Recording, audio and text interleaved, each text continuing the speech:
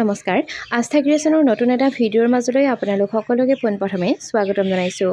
আজিৰ এই ভিডিঅ'টিৰ জৰিয়তে ডিচেম্বৰ মাহত হ'বলগীয়া কেইটামান বিশেষ কথা আপোনালোকৰ লগত আলোচনা কৰিম। আশা কৰিছোঁ আজিৰ এই ভিডিঅ'টিৰ জৰিয়তে আপোনালোকৰ যথেষ্টখিনি উপকাৰ হ'ব। আপোনাৰ ডিচেম্বৰ মাহটো বছৰৰ শেষ মাহ আৰু গ্ৰহ পৰিবহনৰ ক্ষেত্ৰত ই এটা অত্যন্ত গুৰুত্বপূৰ্ণ হ'বলৈ গৈ আছে। সামগ্ৰিকভাৱে বছৰৰ শেষৰ আগে শেষ এমাহৰ সূৰ্য আৰু মংগল গ্ৰহকে ধৰি 4টা গ্ৰহৰ অৱস্থানৰ বৃহৎ পৰিৱৰ্তনৰ বাবে এইবাৰ বৃষ আৰু মকৰ ৰাশিকে ধৰি 5টা ৰাশিৰ লোকক সৰ্বাংগীন সুবিধা প্ৰদান কৰিব বুলি জনা হৈছে। ডিচেম্বৰ মাহৰ গ্ৰহ ট্ৰেনজিট ৰাশিফল আজিৰ এই ভিডিঅ'টিৰ জৰিয়তে আপোনালোকৰ লগত আলোচনা কৰিবলৈ ওলাইছোঁ। সেয়েহে ভিডিঅ'টি স্কিপ নকৰাকৈ শেষলৈকে চাই থাকিব। নতুন বছৰ অহাৰ আগতেই অৰ্থাৎ ডিচেম্বৰ মাহতেই সৌভাগ্যশালী হৈ পৰিব এই 5টা ৰাশি। তাৰ ভিতৰত প্ৰথম ৰাশিটো হৈছে মেঘ ৰাশি। বছৰৰ শেষ মাহটো মেঘ ৰাশিৰ লোকসকলৰ বাবে শুভ যোগাসনেৰে ভৰি থাকে। এই মাহতেই মেঘ ৰাশিৰ লোকসকলে আৰ্থিক সুবিধা লাভ কৰিব আৰু আপোনাৰ অগ্ৰগতিৰ শুভ সম্ভাৱনা থাকিব। আপোনাৰ সামাজিক বৃত্তিটো বৃদ্ধি পাব তথা আপুনি কিছু নতুন যোগাযোগ গঢ়ি তুলিব। পেছাগতভাৱে এই সময়ছোৱাত ভ্ৰমণ কৰিবলগীয়া হ'ব পাৰে আৰু সেইবোৰত আপুনি অনাকাংক্ষিত সফলতাও লাভ কৰিব। আপোনাৰ পেছাদাৰী জীৱনৰ বাবে উপকাৰী বুলি প্ৰমাণিত হ'ব পাৰে তথা বছৰৰ শেষৰ মাহটো ব্যৱসায়িক শ্ৰেণীৰ লোকৰ বাবে অগ্ৰগতিৰে ভৰি পৰিব। দ্বিতীয়তে আছে বৃষ ৰাশি। বৃষ ৰাশিৰ লোকসকলে এই মাহত আগবাঢ়ি যোৱাৰ সুযোগ পাব তথা আপোনাৰ প্ৰগতিৰ বাবে আপোনাৰ আত্মবিশ্বাসো বাঢ়ি যাব। জীৱনত আগবাঢ়ি যোৱাৰ সুযোগ থাকিব। লগতে বছৰৰ শেষ হোৱাৰ আগতেই বিদেশলৈ যোৱাৰ সুযোগো পাব পাৰে।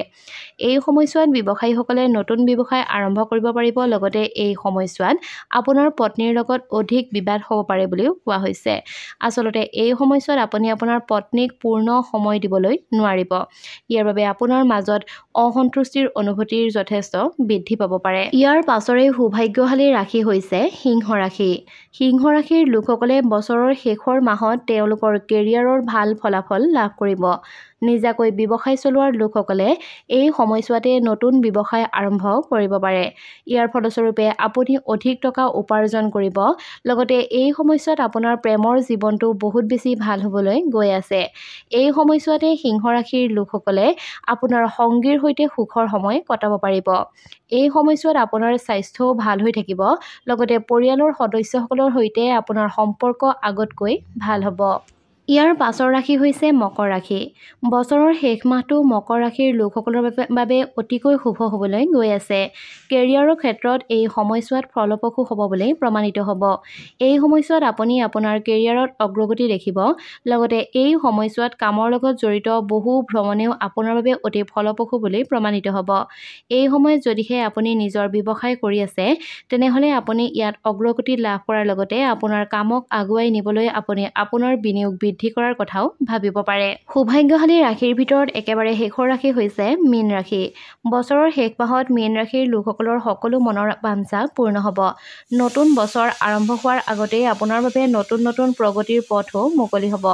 এই সময়ছোৱাত আপুনি কৰ্মক্ষেত্ৰত আপোনাৰ সামৰ্থ্যতকৈ অধিক কাম কৰিব পাৰিব। অংশীদাৰিত্বৰে কাম কৰা লোকসকলৰ সংগীৰ সৈতে ভাল সম্পৰ্ক থাকিব। লগতে এই সময়ছোৱা স্বাস্থ্যৰ দৃষ্টিকোণৰ পৰাও আপোনাৰ বাবে অনুকূল হ'ব বুলি কোৱা হৈছে।